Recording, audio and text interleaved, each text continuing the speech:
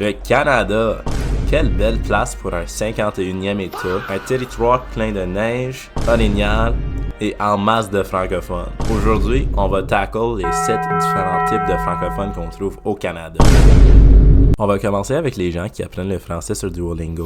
Il n'y a pas grand chose qui se passe autre que ils savent pas qu'est-ce qu'ils font là, puis ils sont juste là à jouer un petit jeu avec un hibou vert. Ils vont tout le temps utiliser des mots fancy de la France parce qu'ils utilisent le Duolingo français, puis ils vont dire des choses comme bouffe et en bref, des mots puis des marqueurs de relation qu'on dit jamais. Là. Ils utilisent tout le temps le français comme un petit flex ou genre un petit party trick là, mais j'essaie de les parler en français pendant plus que 5 minutes puis ça va tout chier là.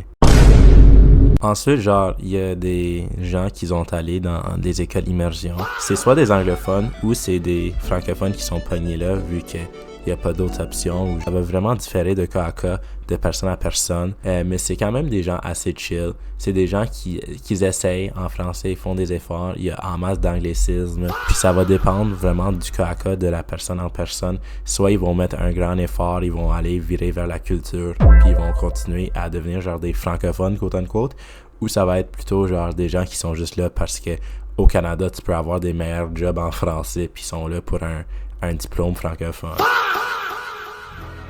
Des fois, j'oublie que ceci est une chaîne YouTube politique. On va parler vitement au sujet des politiciens. La majorité des politiciens, ils peuvent pas exactement parler très bien en français. Et spécialement chez Pierre Poilievre, où c'est un fier François, un francophone d'origine de la Saskatchewan, et pourtant, il continue à angliciser son nom. Il y a d'autres politiciens, par exemple le cher Wapkeny, qui va parler en français pour aller récolter des votes. D'habitude, ils vont tout le temps dire qu'ils sont dans le processus de prendre des cours de français, sauf le premier ministre Mark Carney, qui a vraiment amélioré son français depuis l'année dernière. Et là, on va très brièvement toucher sur les francophiles. Les francophiles, c'est des gens qui ont appris le français, mais genre, ils aiment tellement la langue, puis c'est rendu tellement identitaire, mais ils sont pas exactement rattachés avec la culture. C'est des gens qui vont se présenter dans des événements, participer, qui vont assister, qui vont même appuyer la communauté francophone, mais ils vont tout le temps faire ça à distance ou à type d'alliés et non de participants actifs ou membres actifs de cette communauté-là. D'habitude, ils sont aussi très fluents en français. Ça peut consister de gens en immersion ou des gens qui l'ont appris sur Duolingo ou peut-être aussi des gens qui ont allé faire les études au Québec ou en France. Parlons des francophones hors Québec. Tout le monde connaît les stéréotypes, tout le monde connaît que ce sont des gens bilingues, qui sont tous parentés, qui sont tous catholiques, mais genre, c'est des gens qui sont très fiers de ne pas être québécois. Ils vont tout le temps vous faire rappeler qu'ils sont pas québécois.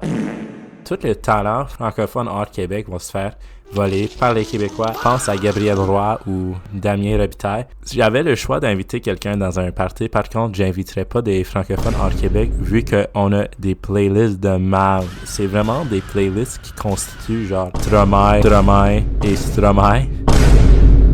Et là, on va passer aux Québécois. Les Québécois, c'est un peu les main characters du monde. Ils sont convaincus qu'ils sont le centre de la francophonie nord-américaine. Et techniquement, ils ont les chiffres pour le prouver. Ils défendent souvent le français comme si chaque anglicisme était une attaque personnelle, mais en même temps, ils vont rire de ton accent en te disant que c'est cute. Et oui, le 7 décembre 2020, le Hummingbird.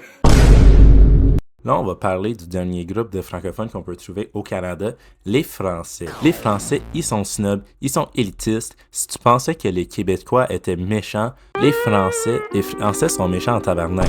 Les Français ont créé leur propre écosystème pour vivre au Canada, dans des petits bulles français. Ils ont même commencé quelques lycées français au Canada, qui est quand même étrange parce que pourquoi est-ce que tu créerais tout un autre système d'école quand il y a déjà des écoles francophones au Canada?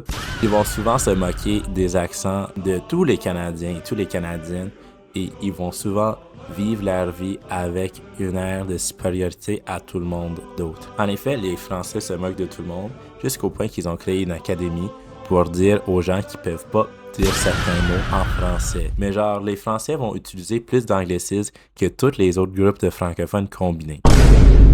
Bon, c'était les 7 types de francophones qu'on trouve au Canada. Si tu as aimé cette vidéo, fais certain de laisser un like, un subscribe et un commentaire. Sinon, on se voit à la prochaine. Bye! Les Québécois aiment se séparer. Les Québécois